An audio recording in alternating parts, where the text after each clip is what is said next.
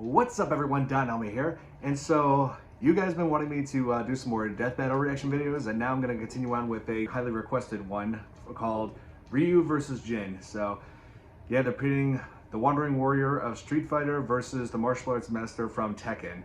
And I'm more familiar with Ryu because I played Street Fighter, but I never played Tekken. Like Street Fighter and Mortal Kombat are the ones that I have pretty general knowledge of, but Tekken was just not one of the game franchises that I have touched so far. So yeah, this Jin character will be new for me. So let's see how he pits against Ryu.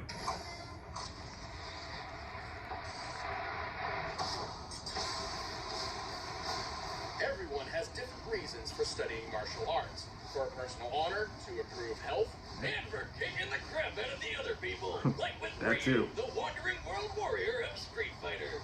And Jin Kazuma, the power-hungry martial arts master of Tekken. He's Wiz and I'm Boomstick. And it's our job to analyze their weapons, armor, and skills to find out who would win a death battle. Yeah, Ryu looked like he had bigger muscles than him. He's the hero the world never knew. His name means prosperous, plentiful, and abundant.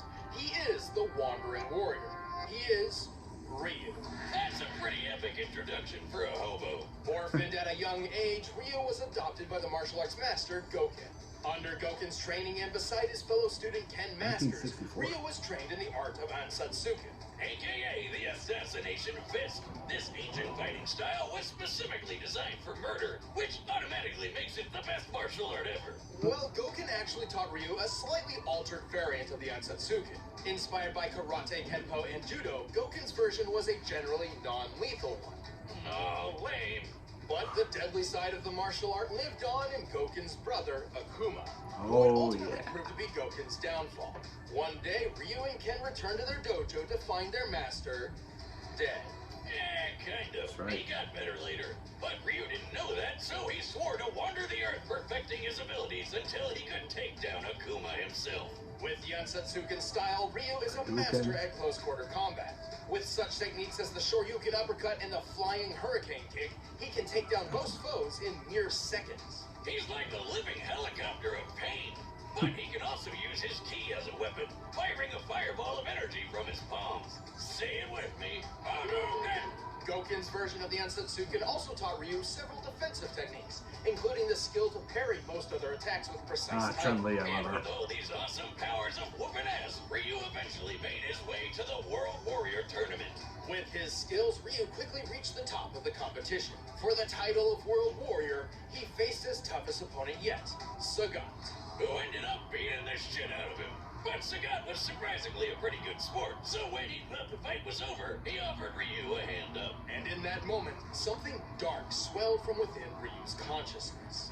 A force so fierce and destructive, he couldn't contain it, and he lashed out. With an enraged shout and an explosion of blood, Ryu emerged as champion over Sagat's near-dead body.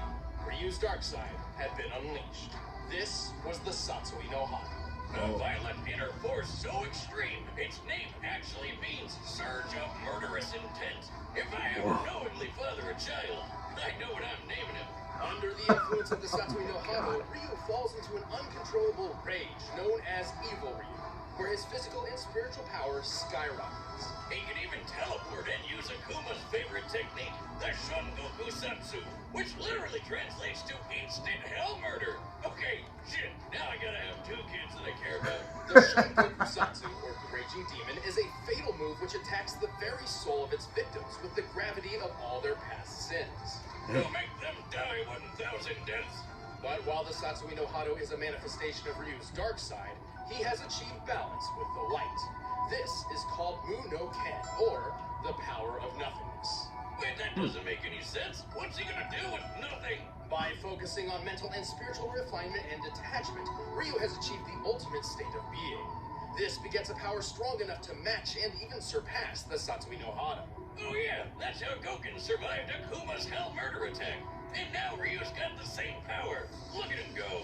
With all this power, Ryu's performed some incredible feats. Aside from winning the World Warrior Tournament, he's dodged bullets, destroyed skyscrapers, and survived Balrog's gigaton blow. Yeah, remember him from that boxing match we did? He's strong enough to kill an elephant in one punch. Ryu is so tough that he survived getting impaled and he Oh goes my in God. mode, he can just walk through gunfire. He's strong enough to lift this enormous boulder over his head. By estimating the boulder's volume compared to Ryu's height and assuming a sandstone composition, we can determine it must weigh at least 36 tons. Plus, there's a guy sitting on top of the boulder, and he's lifting his own boulder. Man, Oro's cool. While Ryu's fighting record isn't perfect, his wins far outnumber his losses. He's defeated his friend Ken, the dictator M. Bison, and even a genetically M. Bison is always so cheap. Seth. But those were just pit stops compared to his frequent battles with Akuma. And if you don't know, Akuma shattered an island with a single punch, split Ayers Rock in half in Australia, and jumped to the ocean surface from 4,000 feet below in 3 seconds while destroying a submarine. That's about 3,000 miles per hour, by the way, and I guess he just powered through the bends. Yeah, he's definitely final boss material. And so, years after Akuma's attack on his foster father, Ryu faced him for the final time. And with the power of Muno Ken on his side, Ryu was victorious. All in a day's work for everyone's favorite Street Fighter. You have the power to actually defeat that beast. Now show it to me. This power is not to defeat. This is the power to push forward. There you go. If you met Jin Kazuma when he was just a boy, you wouldn't figure he'd grow up to be one of the most dangerous men to ever live. Unless you already knew about his super deadly and super crazy family. Jin was raised by his single mother, who taught him the Kazuma family-style martial arts after his father abandoned them. Story of my life. No, really, those training days with Mama Boomstick were some of the best times of my life. One day, Jin's mother sensed a great evil approaching. She told him that if anything were to happen to him, he should seek out his grandfather, Heihachi Mishima. Right on cue, a big-ass ogre showed up and attacked him. When Jin came to, his mom and Shrek were nowhere to be seen. Don't you hate it how moms are always right? Thankfully, it wasn't too difficult for Jin to find Heihachi. Yeah, he's super rich and has a really tall building. Kind of hard to miss. So rich, in fact, that Heihachi owned a multinational conglomerate empire, a martial arts tournament. Whoa! Why didn't Mom tell him about this? Time to collect one of those missing Christmas presents, Granddad. Well, she also forgot to mention that Heihachi is a terrible father who's obsessed with throwing his own son off cliffs. Nobody's perfect, I guess. Regardless, under Heihachi's guidance, Jin trained and perfected the Mishima Ryu fighting style. With 2 types of martial arts mastered, he's got all sorts of techniques that can pack a punch. Such as the flash punch combo and the electrically charged lightning screw uppercut. Or his famous 10-hit combo chain. Once he gets you stuck in his flurry of punches and kicks, you're not going anywhere until he finishes you off with a classic dragon uppercut. With these talents and a thirst for revenge, Jin entered his grandfather's King of Iron Fist tournament. There, he came face to face with the ogre once again. But instead of, interrogating him to find out what happened to his mother, Jin just killed him. Nice job, stupid. There goes the only lead you had. Yeah, really. Nothing tastes better than sweet, sweet revenge. Except for maybe Mom's cooking. Well, unfortunately, it didn't last long, because he got shot up by his grandfather. Ah, that son of a bitch. Mama always said, never trust a bald man who tells his barber, give me the Wolverine. But Jin had a little surprise for Heihachi, and for himself, actually. Thanks to his family line, he has inherited the dreaded and parasitic Devil Gene, which turns him into a flying laser-shooting demon person. Whoa. Now that's one genetic disorder you can sign me up for. Good news then. I've been working on an artificial digestible version of the Devil Gene myself. Oh yeah? That happens to be the chewy fruit candy and the blue bucket. Rest in peace, Stanley. Well, my dog, Jack Spaniels, was wandering around scrounging for food as he does, and I was wondering why he suddenly grew horns and wings. You've got to be shitting me.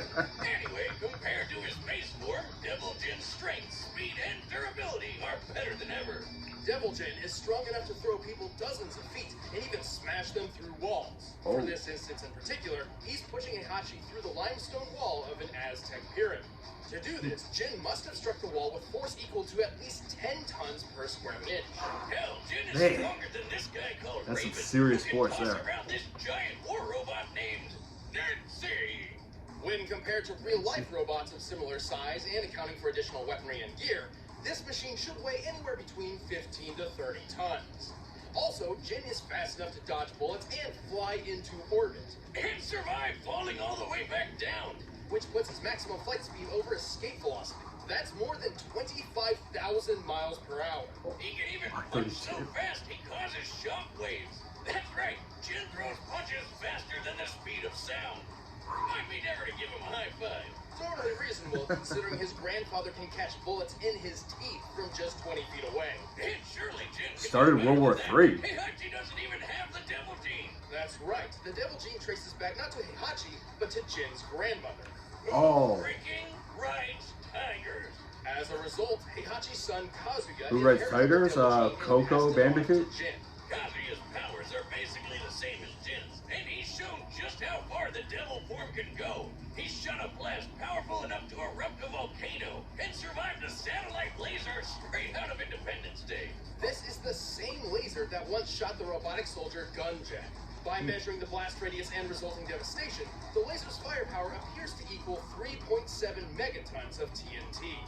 You know the bomb that got dropped on Nagasaki in World War the sequel? Yeah, this laser's like 176 of those hitting all at once. While the devil gene can sometimes be difficult for Jin to control, it provides an enormous advantage against almost any foe.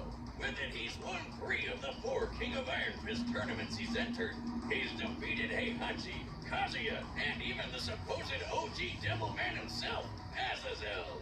Too bad he had to start World War II sequel just to find him. World War II sequel. Jin's certainly no angel, and hardly a hero. Still, when it comes down to it, he is the child of destiny, and not even the devil's blood can seal his fate. Can't you understand? All this fighting is pointless. It's never gonna end. It will end with this bloodline. And that is why I fight. Wow. So learned quite a lot now about this Jin. You know, he and Ryu, they seem very equal. They're both extremely powerful. So, wow, it's hard to say which one of these guys will win. I don't know if Jin's punches are stronger than Ryu's, but I wonder how they are like with power, because both of them have like these evil powers that can be seriously like destructive. So, oh man, it's like I want to side with Ryu, but seeing Jin's powers, it's like I don't know. But like I said, I've always been a Street Fighter fan, so I'll just go with Ryu on this one. So we'll see if I'm right or not. Let's watch.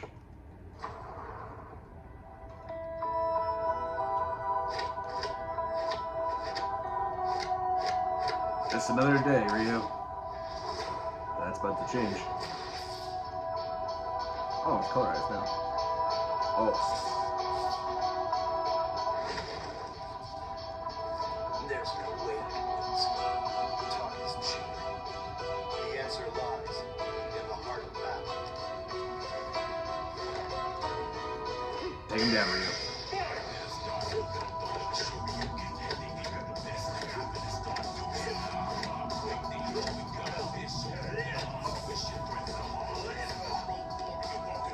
Wow, yeah, block those.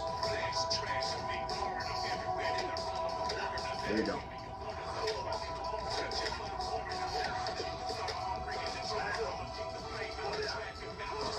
Oh, nice.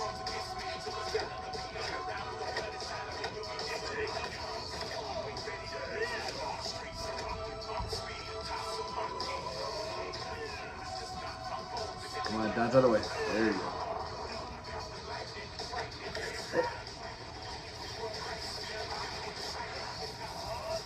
Black Ocean and sweep the or that.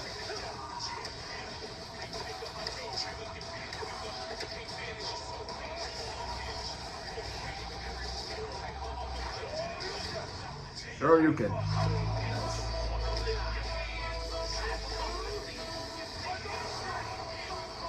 Alright, classic Hadouken.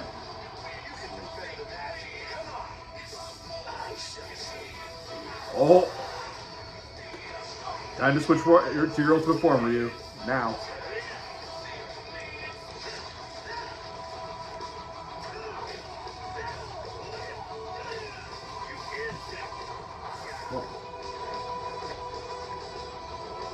Time had to switch to Evil Ryu. Oh.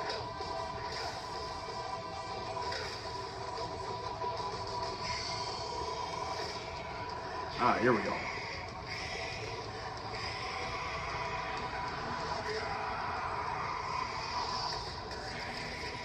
That's right, give it to him.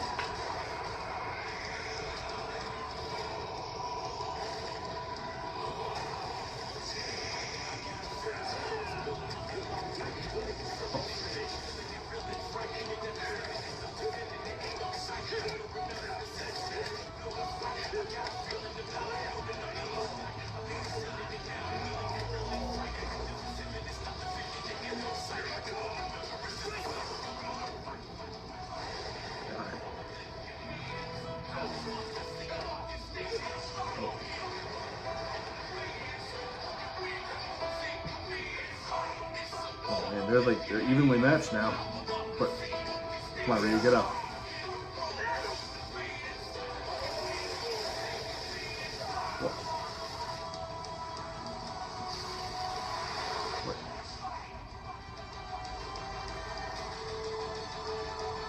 Oh, here we go.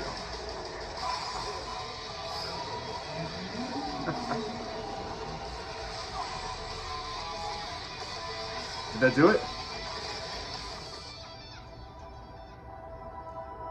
He did it? I walk the path of the true warrior. Yes.